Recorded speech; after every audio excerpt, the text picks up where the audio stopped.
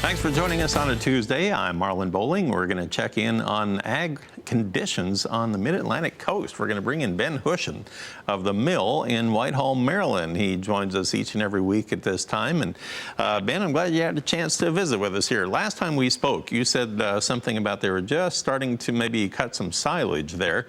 And I just wondered if they're able to get much done right now or not. Good morning, Marlin. Yes, we've continued that same pattern of getting an inch of rain every week and cool weather. But last week, as you said, I had to look to find somebody that was cutting silage. This week it was pretty easy. Not everybody, but especially with the impending rain that we're getting right now, raining pretty steady, supposed to rain all day. I found Todd Rehmeyer chopping silage yesterday, and for viewers, sent in some video. And pretty much everybody's either started yesterday or is going to start a little bit later this week. So corn silage harvest is off and rolling. Yields are a little bit down, and that's so far been hearing some 20 to 25 ton range, and that might be indicative of some of our corn harvest. It's going to be, looks great, but maybe not quite as good as what we've had the last couple of years. All right, so you mentioned that they have been chopping silage here this week. Let's talk about the effects of the silage here. Is this, compared to a normal year, is this normally where you would be in your progression of that in the maturity of the corn, or are you ahead of schedule or behind here? You know, it's funny. We lost 2-3 weeks in May and thought we were going to be way behind this year.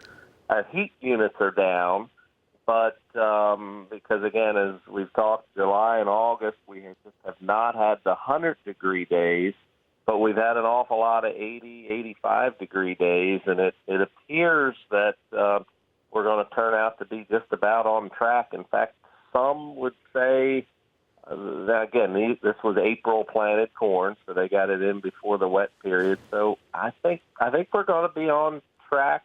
Right now we're probably running a week ahead, but there's going to be a gap in the harvest. It looks to me like where when we didn't get planted for 3 weeks, of course there won't be any corn maturing in time to fill that gap during harvest, I think. That's some very nice equipment that we're watching on the video that you had sent in there.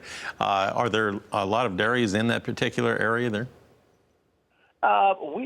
A lot of the dairy industry has left Hartford, Baltimore County, but just like everything else, the ones that are here, and also some beef operations, these folks actually chop their silage, is all for a finished cattle operation that they own, and they do custom harvesting. I talked to a John Deere dealer this morning, Atlantic Tractor, and they said, well, the new harvester, $750,000. So obviously there's a lot of custom harvesting done in their area, not any of the real large dairies like you might find in Wisconsin, Minnesota, and California. So that kind of tends to get people in the custom business started a little bit early, too, to get some silage off. But there's still dairy up in York County and certainly over in Carroll County, Maryland, also.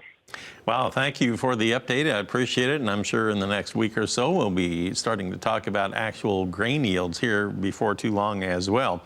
So I appreciate that very much. Thanks for sharing the video with us here, Ben. Good to see the action taking place out there. Hopefully the rain won't hold you out of the field too long. Ben Hushon is with the mill in Whitehall, Maryland. We'll pause for a quick little break. When we come back, I'll run through all our ag futures trade for you when we come back.